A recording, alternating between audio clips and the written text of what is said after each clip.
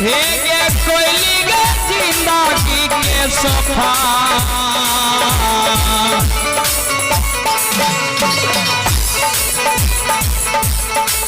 सफाला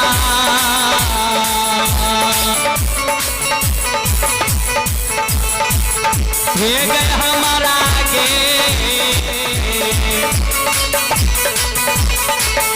हे गे कोयली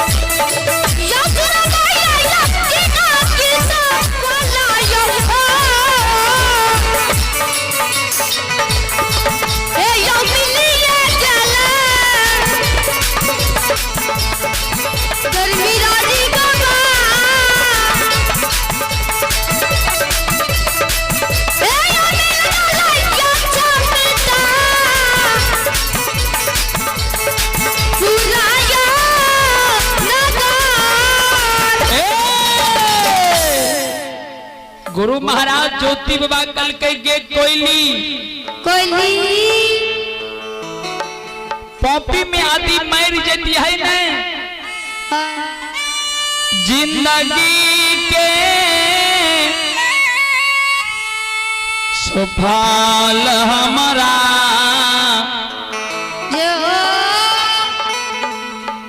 जिंदगी के सफल रह जाती है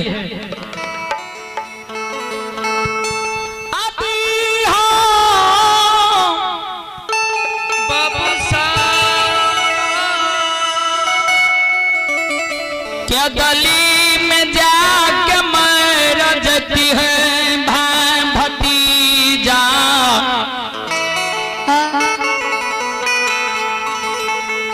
केतली जंगल में आदि हम मर जाती है तो धर्मराज गोसाई बाबा के कौल करार पूरा भह जाती है आप मौसार के खेत में अब हम उसर के खेत में मर जेबो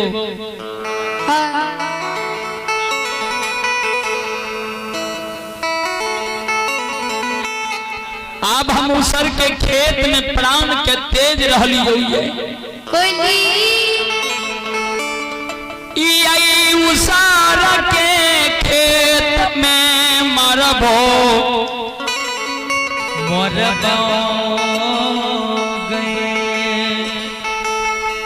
मर के हम उसर के भूत बन जेबो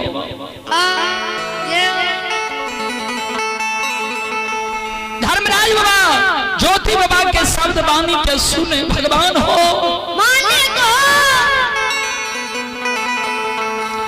धर्मराज बाबा हो बजरंग बली कहे सरकार अहाँ त निर्दयी देवता छिए अहाँ के एको रति जीव में मोह माया ममता नहीं है जे थोड़ा सा गलती भक्त ज्योति कल के यहाँ कंचन काया के तोर भगवान तोर कुछ भगन बना दिलिए बिना ओन बिना जल के बिना बिंदी बिना नारी के यहाँ 12 बरस के अदबी के लिख लिए भगवान यो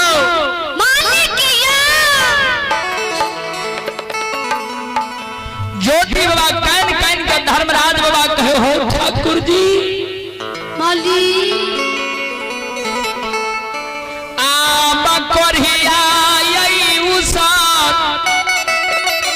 के खेत में मर जईता उसर के भूत बन जेबोगे कोयली कोयली। धर्मराज बाबा बजरंगबली कहल के आदि आए उसर के खेत में भक्त ज्योति मर जाता तो धर्म के नाम में कलंक लग जेते।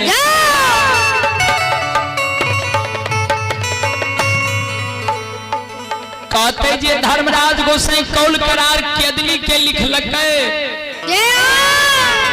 और उसरे के खेत में भक्त प्राण के तेज दिल। धर्मराज बाबा कहल के बजरंगबली एक काम करू ऐसे अगारी निकोन बाण जंगाल जंगाल लागई है। वही जंगल में हजारों धन गाय के निर्माण कर दियो, बछरू के निर्माण कर दियो, गाय के गेबार का निर्माण कर दियो। आ गाय के गला में घाटी 8 तरफ के घाटी डाल दियो, घाटी में आवाज अनमोल डाल दियो। श्रोता बंधु हमारी माँ बहन बाबू भैया भगवान अंतर्यामी गोसाई लीलाधारी ठाकुर जी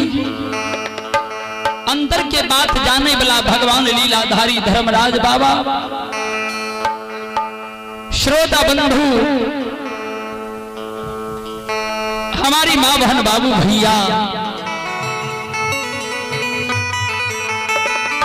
ज्योति बाबा कैन कैन कोयली के कहेंगे कोयली कोयली।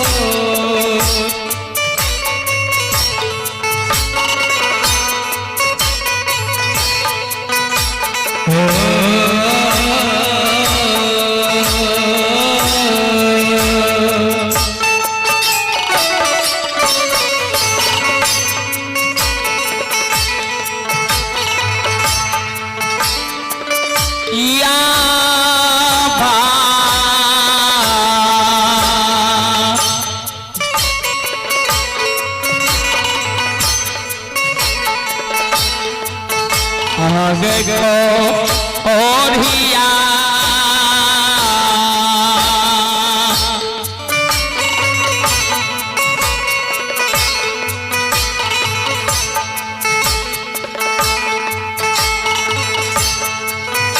आगे मरिए जेतो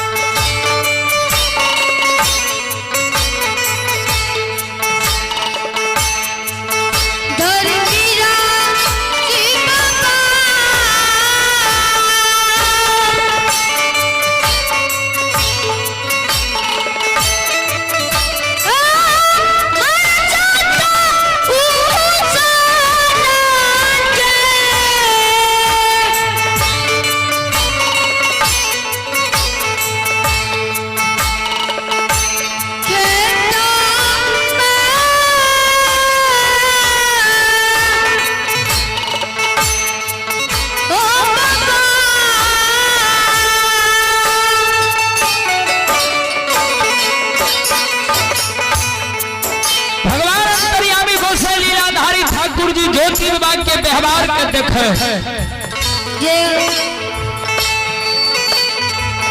लिखुन बन जंगल में जाके हजारों धन गाय का निर्माण क्या दे, गाय के गला में घाटी अंकाल करे।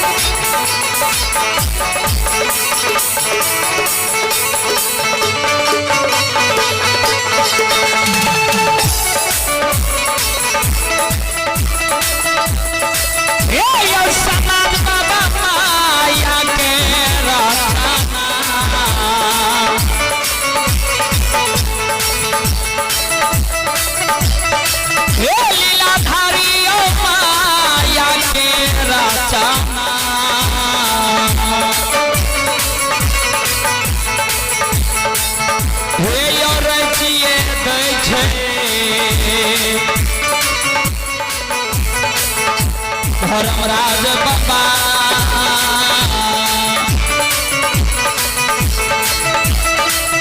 हे बाबा दुलारुआ हे बलिदान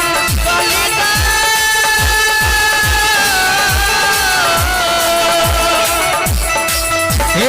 बाबा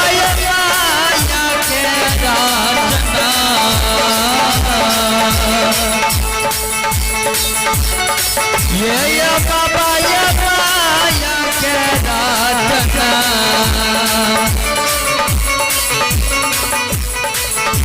ये राती यो घर में राज बाबा बाबा दुनिया यो हे यो